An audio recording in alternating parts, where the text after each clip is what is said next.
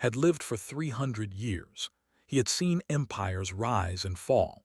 He had watched stars die and new ones being born. But in all his long life, he had never seen the Grand Council so afraid. The great hall was filled with representatives from 47 species. Creatures of all shapes and sizes sat in their designated seats. Some had scales, some had feathers, and some were made of pure light. Himself was a tall being whose body looked like living crystal. When he was calm, his body glowed soft blue. Today, it flickered with nervous purple. The reason for their fear floated above them as a hologram. It was the Devourer fleet. The image showed a massive swarm of living ships. There were millions of them, each one a creature of flesh and metal combined. They moved like a cloud of locusts across space. Behind them was nothing but empty darkness. The Devourer consumed everything. Planets, moons, space stations, entire civilizations. 12 species had already been erased from existence. Now the swarm was coming toward space. "We must evacuate," said the representative from a species of floating gas beings. "There is no shame in survival." "Evacuate to where?" asked another delegate, his voice shaking. "They will follow, they always follow." Arguments filled the hall. Some wanted to run, some wanted to hide. Some simply sat in silence, already accepting death. Listen to all of them, his crystal heart heavy with despair. Then he noticed the humans. They sat in the far corner of the hall. Humanity was a young species. They had only been traveling among the stars for 200 years. Their empire was small, their fleet even smaller. Most species barely paid attention to them. They were like children sitting at a table of adults. But something about them caught attention. While everyone else was panicking, the humans were quiet. They were not arguing. They were not crying. They simply sat and watched with calm eyes. Their leader was a man named Sun Park. He was old for a human, with gray hair and deep lines on his face. He wore a simple military uniform with no decorations. Next to him sat a younger woman named. She had kind eyes, but her jaw was set firm like stone. The council leader, a massive creature with 6 arms, finally turned to the human delegation. It was mostly out of politeness. No one expected much from the young species. "And what does Earth say?" the leader asked. "Will you join the evacuation?" Admiral Park stood up slowly. The room fell silent. Everyone wanted to hear what the humans would say. Most expected them to beg for protection or ask for evacuation ships. Park's voice was quiet but clear. "We will fight." For a moment, no one reacted. Then laughter broke out across the hall. A delegate from a species known for their intelligence shook his large head. "Fight with what? Your fleet is tiny. Your weapons are primitive. The Devourer has destroyed civilizations that existed for millions of years. What can humans possibly do?" Park did not look angry. He did not look offended. He simply nodded as if he understood their doubt. "You are correct," he said. "We are young, we are small, we will probably die." He paused and looked around the room. "But we will fight anyway." More laughter came, but this time it was mixed with pity. Poor humans, they thought. They did not understand how hopeless this was. Stood up and handed a document to the council leader. "Earth formally requests to lead the vanguard against the Devourer fleet." The hall went completely silent. Lead the vanguard meant being the first to fight. It meant certain death. Even the bravest species had not volunteered for this. "You want to be first?" the council leader asked, all 6 of his arms frozen in shock. "Yes," replied. "We ask only that other species protect the evacuation routes while we hold the line." Stared at the humans. His crystal body flickered with colors he could not control, confusion, curiosity, and something else he could not name. After the meeting ended, approached Admiral Park. The old human was looking out a window at the stars. "Forgive me," said, "but I do not understand. Why would you choose death?" Park turned to look at him. His eyes were tired, but there was something burning deep inside them. We are not choosing death, Ambassador. We are choosing to stand. But you cannot win. Probably not, Park agreed, but that is not the point.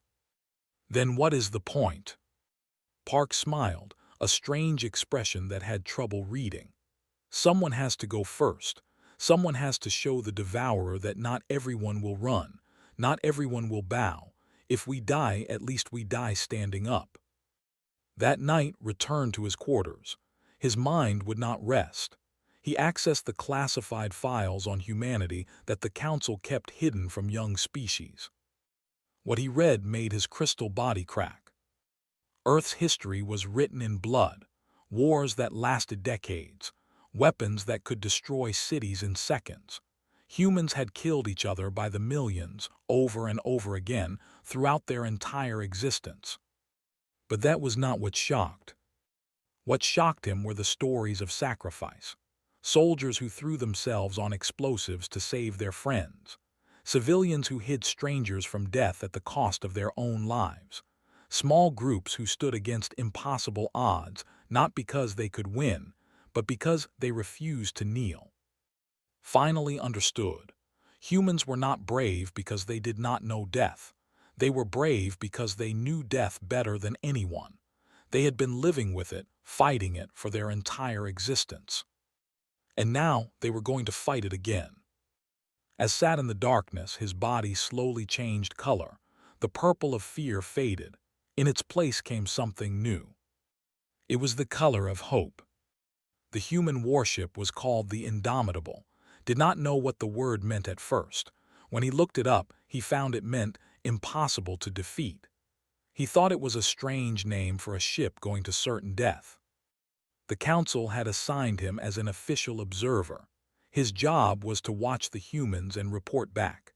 Most species thought it was a punishment, was not sure what he thought anymore. When his shuttle docked with the Indomitable, he expected to find chaos.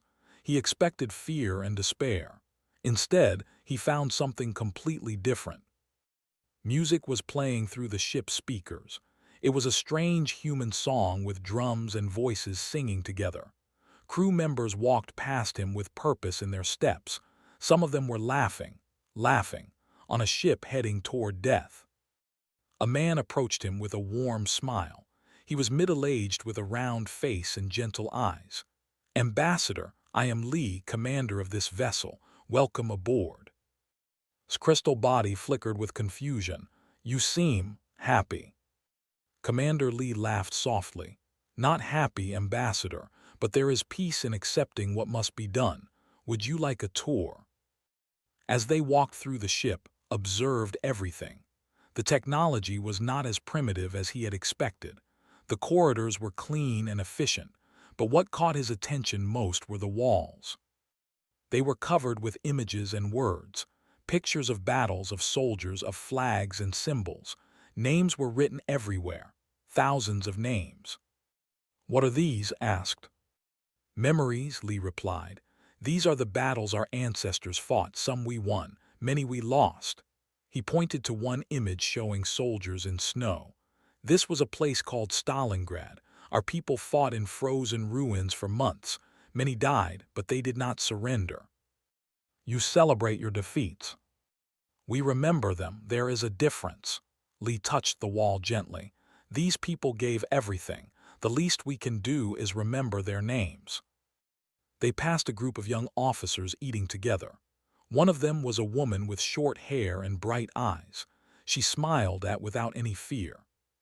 "This is Lieutenant," Lee introduced her, "our weapons officer, one of the best." "Ambassador," said cheerfully, "is this your first time on a human ship? What do you think?" Did not know how to answer. "It is not what I expected. You are all so calm." Tilted her head. "Should we be screaming, crying?" "You are going to die." "Maybe," she agreed. "But that was always true, was it not? Today, tomorrow, 100 years from now, death comes for everyone. The only choice we have is what we do before it arrives." Had no response to this. He had lived for 300 years. He had always assumed more time was better. But these humans, with their short lives, seemed to understand something he did not. Later, Commander Lee took him to the memorial hall. It was a quiet room filled with photographs, saw faces of all ages, old men with tired eyes, young women with bright smiles, children holding the hands of their parents. "Who are they?" asked. "Volunteers," Lee said quietly. "Everyone on this ship chose to be here. No one was ordered, no one was forced." He picked up one photograph. It showed a young man in uniform, barely more than a boy. "This is my son. He serves on another ship in the fleet." His body cracked slightly. "Your son is also here, going into battle." "He volunteered before I did." Lee's voice was proud and sad at the same time. "I could not let him go alone." "How can you bear it, knowing you might watch him die?" Lee was quiet for a long moment. "I cannot bear it, but I do it anyway. That is what love means sometimes, being afraid and still standing beside the people you love." That night sat alone in his quarters and accessed the human historical archives. He read for hours. He read about wars fought over land, over ideas, over nothing at all. He read about weapons that could burn entire cities. He read about cruelty that made his crystal heart ache. But he also read about other things. He read about a human who hid enemy children during a war because they were children first and enemies second. He read about doctors who walked into plague zones knowing they would catch the disease. He read about firefighters who ran into burning buildings while everyone else ran out. He read about a ship called the Titanic, sinking in cold water, where the musicians kept playing until the very end just to bring comfort to the dying. He read about soldiers at a place called Thermopylae, 300 of them standing against an army of thousands, knowing they would all die, fighting anyway so others could escape. Finally understood. Humans were not brave because they did not fear death. Humans were terrified of death. They thought about it constantly. They wrote poems about it and songs about it and stories about it. But they had learned something in their bloody history. They had learned that some things were worth more than survival. Love was worth more. Honor was worth more. Protecting the innocent was worth more. A might live for 1,000 years and never truly live at all.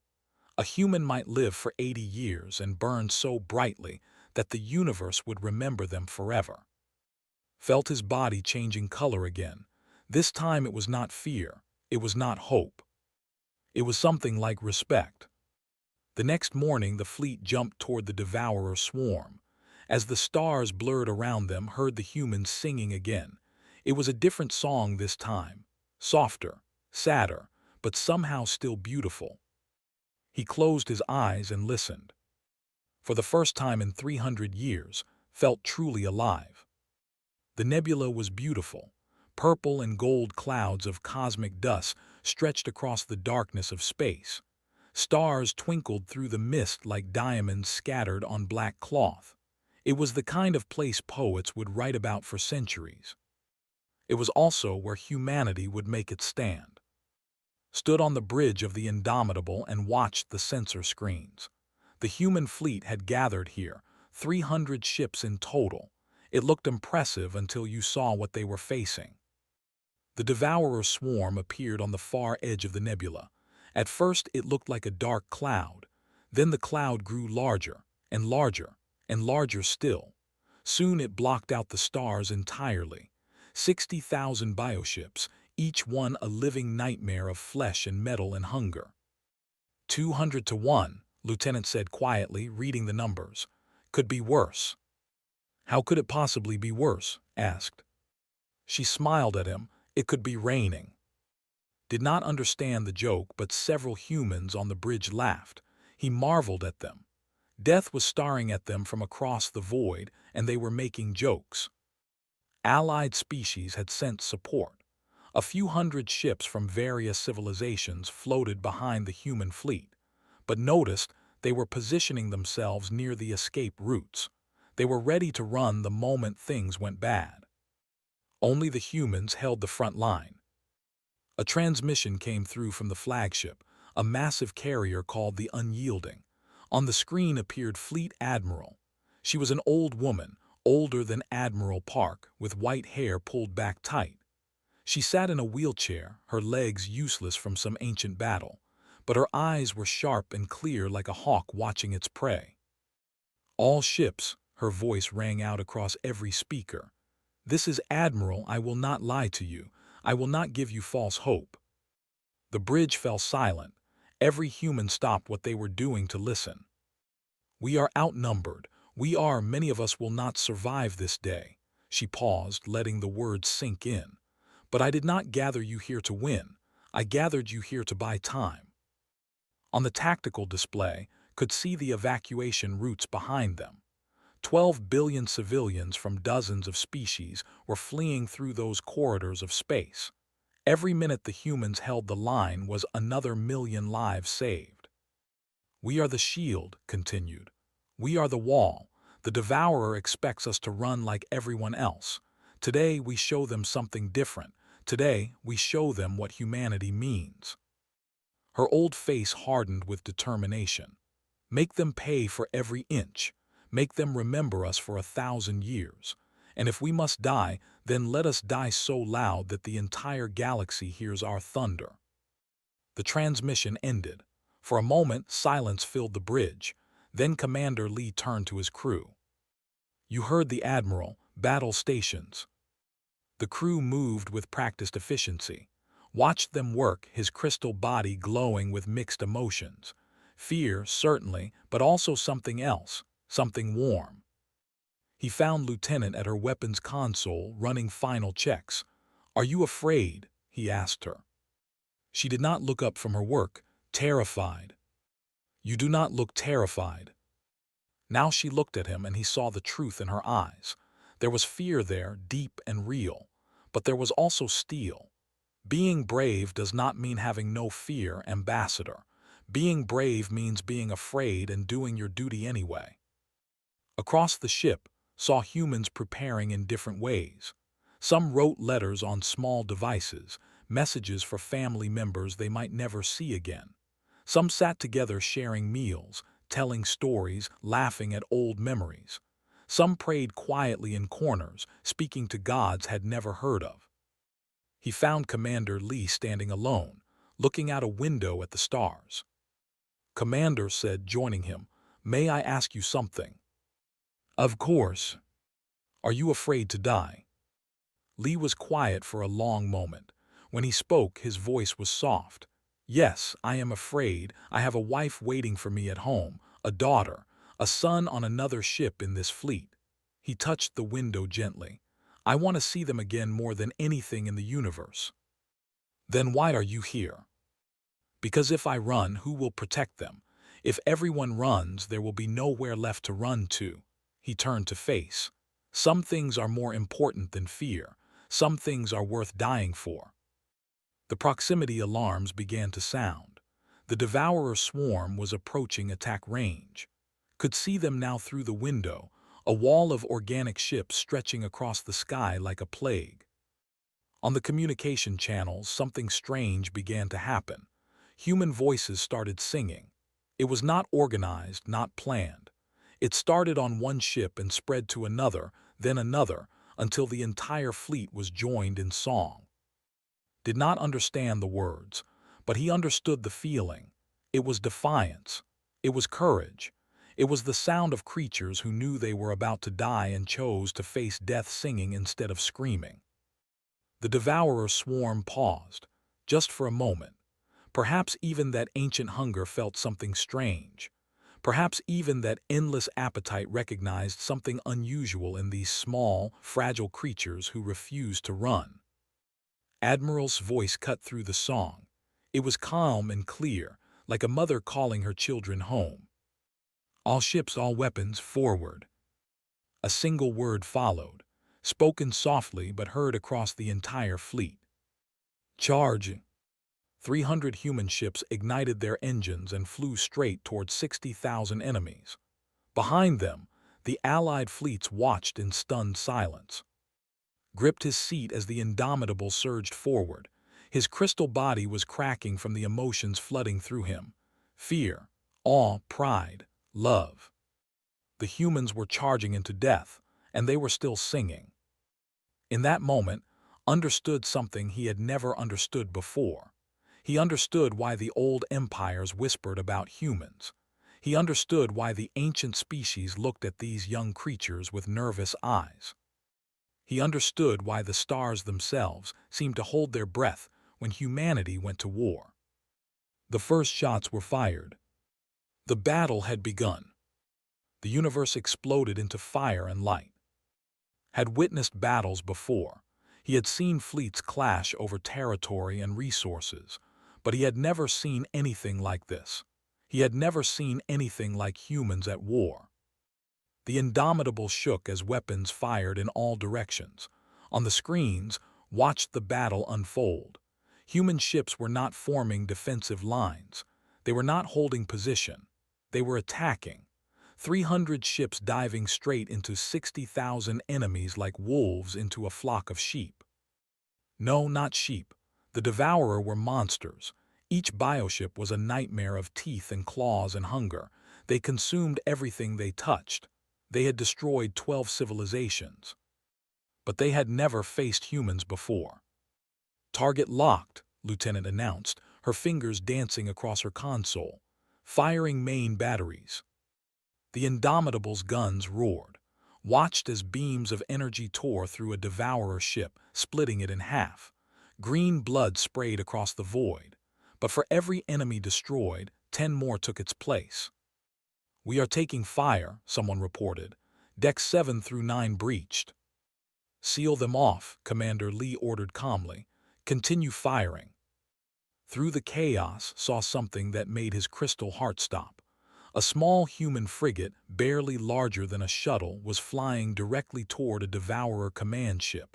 It was not firing. It was not dodging. It was simply accelerating. "What is that ship doing?" asked. Lee looked at the screen. His face showed no surprise, only sadness. "Their engines are damaged. They cannot retreat." He paused. "So they are not retreating." The frigate slammed into the Devourer command ship at full speed. The explosion lit up the void like a new sun. When the light faded, both ships were gone. "May the stars remember them," Lee said quietly. This happened again, and again. Human ships that could not escape chose to become weapons themselves. They flew into enemy formations and detonated their reactors. They rammed their broken hulls into Devourer bioships. They turned their deaths into last acts of defiance. The Devourer, the ancient intelligence controlling the swarm, tried to communicate. Its voice echoed through all frequencies, a sound like a million creatures screaming in harmony. "Why do you not run?" it asked. "Why do you not fear?" No human answered. They were too busy fighting. On the marine deck, Sergeant Major led his team into a boarding craft. Their mission was to land on a Devourer command node and destroy it from within. It was a suicide mission. Everyone knew it. "Listen up," told his soldiers. His face was from 100 battles, his voice rough like gravel. "We are not going to survive this. Accept it now so it does not slow you down later." His soldiers nodded. Some of them were young, barely adults. Their hands were shaking, but their eyes were steady. "But before we die," continued, "we are going to hurt them. We are going to make them remember the day they met humans. Are you with me?" "Yes, Sergeant," they shouted together. The boarding craft launched into the chaos, watched it disappear into the swarm. Hours passed, or maybe it was minutes. In battle, time loses meaning. The Indomitable was burning. Half its decks were destroyed. A quarter of its crew was dead, but it was still fighting. Received reports from across the fleet. Human casualties had reached 40%, then 50, then 60. Ships were dying everywhere. The void was filled with wreckage and bodies and fire. But the line was holding. The evacuation routes remained open. 12 billion civilians were still escaping to safety. "We have lost engine power," an officer reported. "We are drifting." Commander Lee looked at the tactical display. The Indomitable was surrounded by Devourer ships. There was no escape. "Ambassador," Lee said, turning to, "you need to leave. The escape pods are still functional." His body flickered with strange colors. "You want me to run? I want you to survive. Someone needs to tell the galaxy what happened here. Someone needs to remember us." Looked at the humans around him. Lieutenant was still firing, even as blood ran down her face from a head wound. Officers were carrying wounded friends to medical bays. Engineers were trying to repair damage with their bare hands. None of them were running. None of them were giving up. "No," said. Lee looked surprised. "Ambassador, I have watched your people for days now. I have seen your courage and your love and your impossible spirit." Felt his crystal body cracking, but he did not care.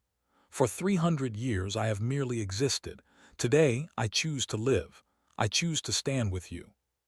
For the first time since the battle began, Commander Lee smiled. A real smile, warm and genuine. "Then welcome to the human fleet, Ambassador." An alarm screamed. A Devourer ship was heading directly for the bridge. There was no time to dodge, no time to fire. Lee looked at his crew one last time. "It has been an honor." Then Admiral's voice crackled through the communication system. "All surviving ships, execute Broken Arrow. I repeat, Broken Arrow." Did not know what that meant, but he saw the human faces change. Fear mixed with determination. Sorrow mixed with hope. The remaining human ships began moving into a new formation. They were forming a wall, engines pointed toward the enemy, reactors building to overload. They were going to detonate every ship at once. They were going to turn the entire fleet into one massive bomb. "Brace yourselves," Lee ordered. Closed his eyes. He thought about his long life. 300 years of watching, observing, recording. He had seen so much, but he had never truly felt alive until now.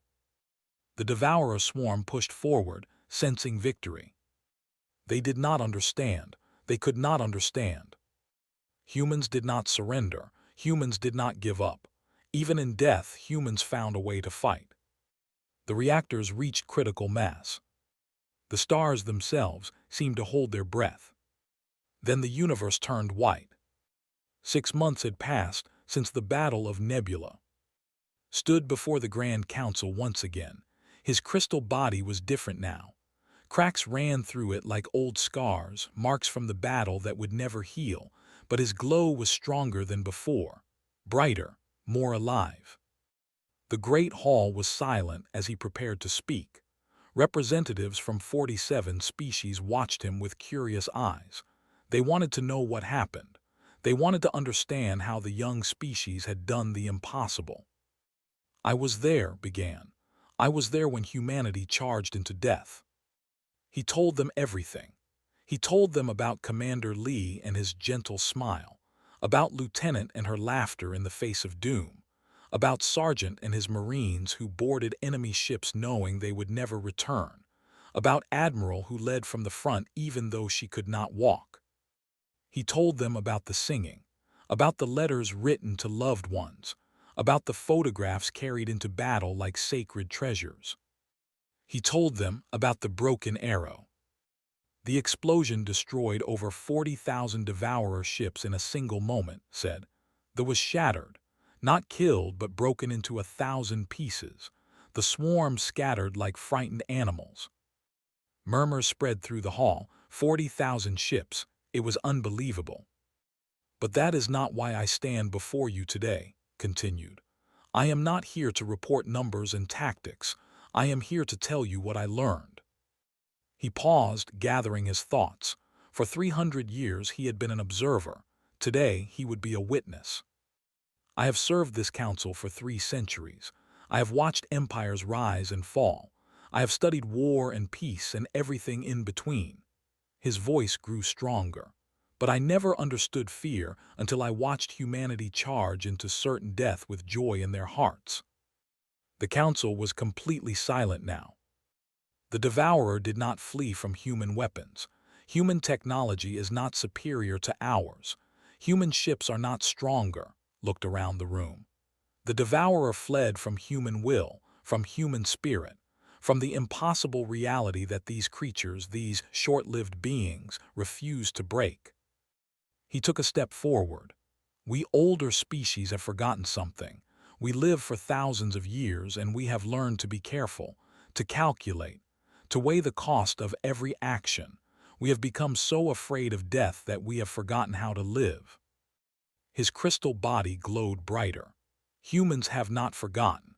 They know death better than anyone. It walks beside them every moment of their short lives. But instead of surrendering to fear, they have learned to use it.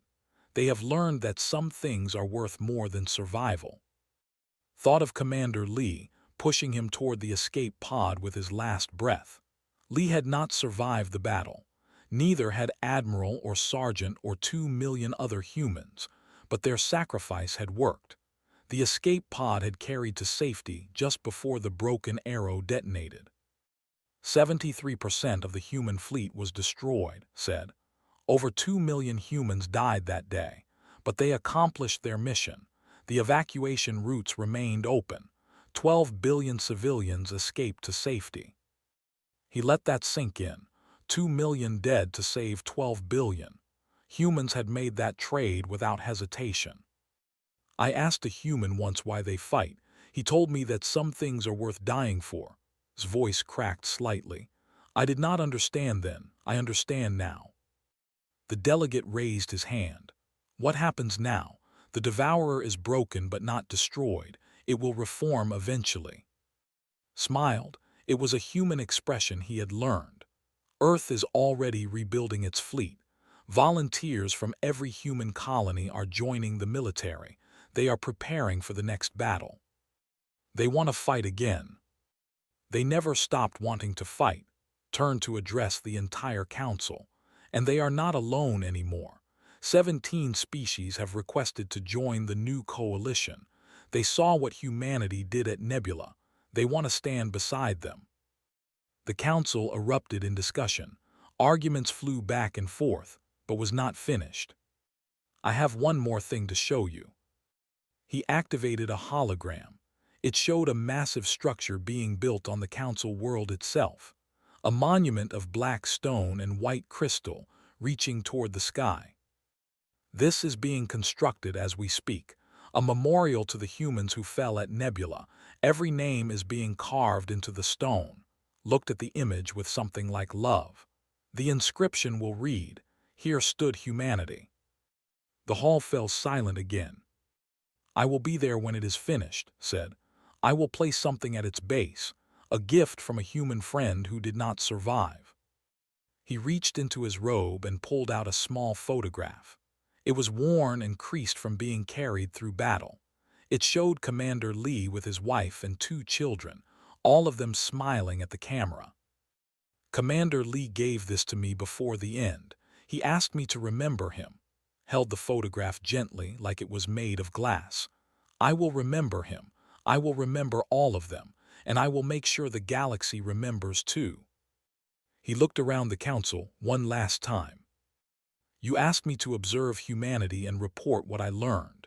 Here is my report. They are young. They are fragile. They live for barely a century and they spend most of that time fighting and loving and laughing and crying. They are chaotic and emotional and completely impossible to understand. His body glowed with every color at once, brighter than it had ever glowed before. And they are the most magnificent species I have ever encountered. Stepped back from the podium, the council sat in stunned silence. Later that night, visited the memorial construction site alone. The stars were bright above him, countless points of light stretching across the infinite darkness. He placed Commander Lee's photograph at the base of the unfinished monument. Then he stood in silence, remembering. A voice came from behind him, "Ambassador." Turned. It was one of the few humans from the original delegation who had survived. Beside her stood Lieutenant, her face still marked with scars from the battle. "We wanted to thank you," said, "for telling our story."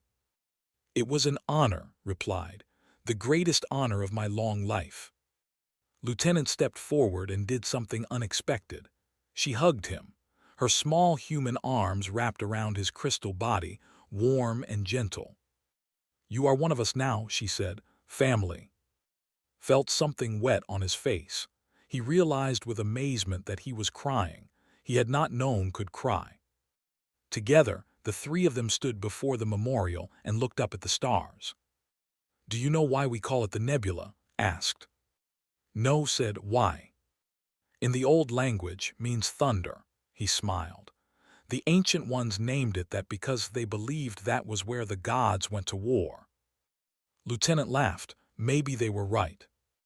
Looked at his human companions, at their scars and their smiles and their unbreakable spirits. "Now I understand," he said softly, "why the stars quake." "Why?" asked.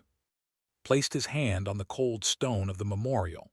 2 million names would be carved here. 2 million stories of courage and sacrifice and love. "It is not from the death of suns," he said. "It is not from the collision of worlds." He turned to face them, his crystal body glowing with warmth. "It is from the echo of human footsteps, charging forward into the dark." Above them, the stars seemed to twinkle a little brighter. And somewhere in the depths of space, the shattered devourer felt something it had never felt in a billion years of existence. Fear.